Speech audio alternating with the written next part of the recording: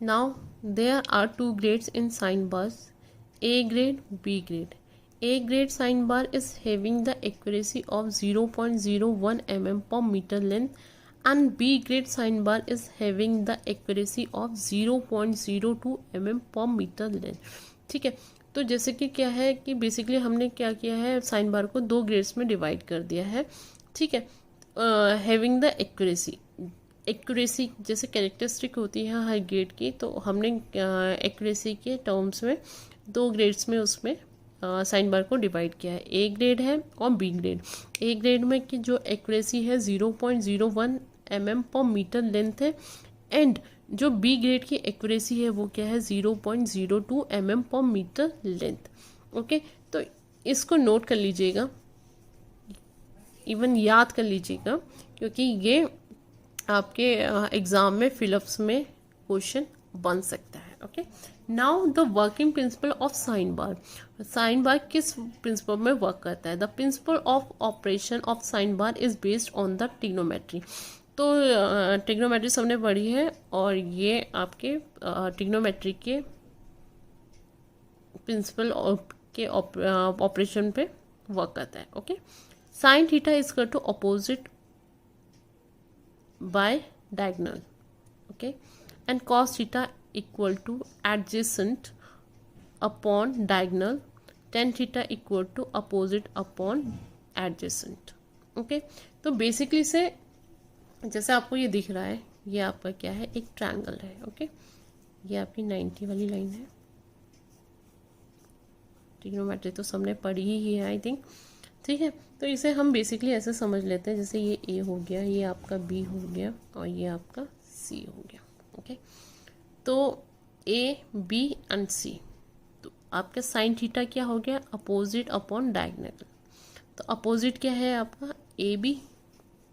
ठीक है, तो अपोजिट क्या हो गया आपका A B upon diagonal. Diagonal क्या है आपका B C. Okay, now cos theta adjacent upon diagonal. Adjacent क्या है upon C A upon diagonal B C and opposite upon adjacent. Tan theta is equal to opposite upon adjacent.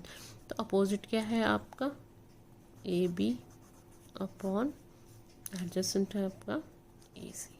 Okay, तो इस तरह से हम इसे, क्योंकि आप लोगों ने जब भी पढ़ा होगा इसी फॉर्म में पढ़ा होगा. See the following theta dia. ठीक है, the sine bar to set a given angle. ठीक है, ये आपका साइन बार है. ठीक, ये आपका क्या है, आपके स्लिप गेजेस का सेट है. ओके, और ये सरफेस है. ठीक है, ये आपको दिख रहा है. Now as you can see one roller is placed on the surface. ठीक है, वन रोलर आपका क्या है सरफेस प्लेट पे and the another one is placed at a height h with the help of slip gauge. ठीक है, और दूसरा रोलर कहाँ है आपका स्लिप गेज के ऊपर. ओके, जिसकी हाइट कितनी है h. ठीक, now where l is the distance between the two sitting roller of the sine bar. ठीक, ये आपकी क्या होती है, कांस्टेंट होती है. ये आपकी क्या है, लेंथ. दोनों सेटिंग्स रोलर के बीच की जो डिस्टेंस है उसे हम क्या बोलते हैं, लेंथ. ये हो सकती है आपकी 100 भी हो सकती है, 200 भी हो सकती है, 300 mm भी हो सकती है. ठीक है, now from the above trigonometric formula sine theta equal to opposite upon diagonal. ठीक है, तो अपोजिट क्या था आपका, यहाँ से देखिए अपोजिट दिख रहा है आपको. अपोजिट है आपका साइन थीटा, क्या है आपका अपोजिट अपॉन डायगोनल. तो यहाँ पर क्या है, sine theta equal to opposite upon diagonal. Opposite क्या है आपका, ये अपोजिट है आपका. बी ए पोर्शन आपका क्या है अपोजिट. तो क्या हो गया, ये बी ये आपका ट्रायंगल हो रहा है. ठीक है, ये 90 की आपकी लाइन है, ये आपका ये है, ये आपका एंगल बना रहा है. तो ये आपका साइन थीटा. ठीक है, तो साइन थीटा में क्या है एच अपॉन, ये हो गया A B upon B C. ठीक है, A B upon B C. ठीक। तो ए बी क्या है आपका एच, तो यहाँ पर देखिए ऐसे साइन थीटा इक्वल टू ये है A B, opposite side upon diagonal.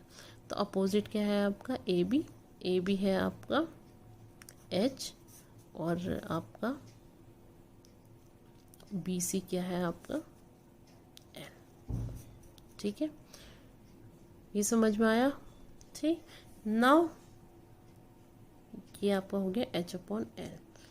Now from this we can write theta is equal to sine inverse H upon L. कैसे, देखो sine theta is equal to H upon L आ गया था, तो theta equal to आपका हो गया sine inverse H upon L. ठीक है, this is formula of for sine bar to calculate to angle और to set the work piece at the required angle. तो sine theta is equal to H upon L, theta is equal to sine inverse H upon L. ठीक है, ये चीज़ समझ में आई। Now uses of sine bar. ठीक, sine bar का यूज़ हम कहाँ करते हैं? Sine bar is use to set और locate the work piece at a given angle. Sine bar को हम क्या कर सकते हैं, यूज़ कर सकते हैं, लोकेट कर सकते हैं on the work piece at a given angle. जैसे कि हमने लास्ट में दिखाया था कि किसी एंगल को फाइंड करने के लिए हम क्या कर सकते हैं, साइन बार को सेट कर सकते हैं। ठीक है, now to check the measuring the of unknown angle of the work piece. किसी भी इंस्ट्रूमेंट का, ठीक है, किसी भी वर्क पीस का हम एंगल को फाइंड करने के लिए हम क्या कर सकते हैं, इस साइन बार का यूज़ कर सकते हैं। Okay, check the unknown angle on the heavier component. सबसे इम्पॉर्टेंट है ये। ठीक है, जितने भी आपके हेवियर कंपोनेंट होते हैं, ठीक है, उनकी हमें एंगल मेजरमेंट करने के लिए क्या करते हैं, हम लोग साइन बार का यूज़ करते हैं। Some simply design sine bar are use to mount the work piece to do the conical shape machining from the work piece. ठीक है, जैसे कोनिकल शेप आपको पता है इस टाइप की होती है कोनिकल शेप। ठीक है, तो इसका भी हम क्या है, एंगल फाइंड करने के लिए हम क्या कर सकते हैं, साइन बार का यूज़ करते हैं। ठीक है, अब क्या होते हैं, अब मैंने आपको पहले भी एक चीज़ बताई थी, लाइक सपोज हमारे पास कोई भी ऑब्जेक्ट है। ठीक है, ठीक, तो हमें ये आपका ऑब्जेक्ट है। ठीक है, तो हमें इसको एंगल को इसको फाइंड करना है, तो हम इसको भी क्या कर सकते हैं, साइन बार के थ्रू हम इसका एंगल मेजर कर सकते हैं। ओके,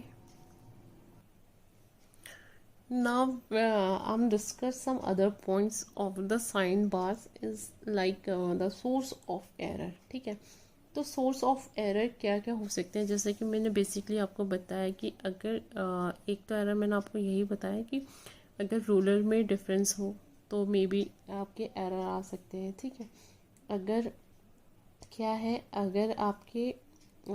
अगर आपने इंस्ट्रूमेंट की सेटिंग्स, ठीक है, जैसे आपने साइन बार को रख दिया बट आपके जो स्लिप गेज है उसको हमने प्रॉपर रिंगिंग करके नहीं रखा। ठीक है, तो वहाँ पर भी एकदम रिंगिंग करके नहीं रखा, वो ढंग से अटैच नहीं हुए हैं। ठीक है, प्रॉपर चिपके नहीं है, तो क्या हो सकता है, तो वहाँ पर भी आपको एंगल फाइंड करने में क्या हो सकती है, प्रॉब्लम हो सकती है। ठीक है, और अगर हमने वर्क की अगर प्रॉपर क्लीनिंग नहीं की है, सरफेस अगर स्मूथ नहीं है, जैसे मैंने इस सरफेस में किसी भी सरफेस में रखना है तो वो सरफेस साफ़ नहीं है, फ्लैट नहीं है, तो उसमें भी आपकी एरर आ सकती है। ठीक है, and the other thing is the precaution, क्या क्या होनी चाहिए साइन बार के लिए। तो मैंने आपको पहले भी डिस्कस किया है, बिलो द 15 एंड द अब द 45। जो हमारा एंगल मेजरमेंट है उसमें क्या होती है, एक्यूरेसी नहीं है, ठीक है। बिलो द 15 एक्यूरेसी नहीं आएगी और अप तो 45 एक्यूरेसी नहीं आएगी एंगल में मेजरमेंट करते हुए, ओके। एंड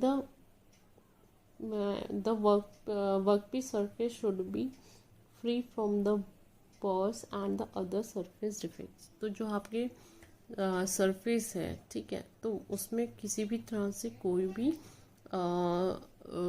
इनरेगुलरिटीज़ नहीं होनी चाहिए, यानी आपकी सरफेस क्या होनी चाहिए, स्मूथ होनी चाहिए, जिससे हम अब हमारा जो सेटअप्स है, ठीक है, जो हम मेज़रमेंट कर रहे हैं इंस्ट्रूमेंट की साइन बार के थ्रू, तो हमारा प्रॉपर हमारी कैलकुलेशन हमारी या एंगल हमारा परफेक्टली फाइंड हो, ओके। नाउ जो हमारा इंस्ट्रूमेंट है वो हमारा डस्ट फ्री होना चाहिए और डर्ट फ्री होना चाहिए, ओके।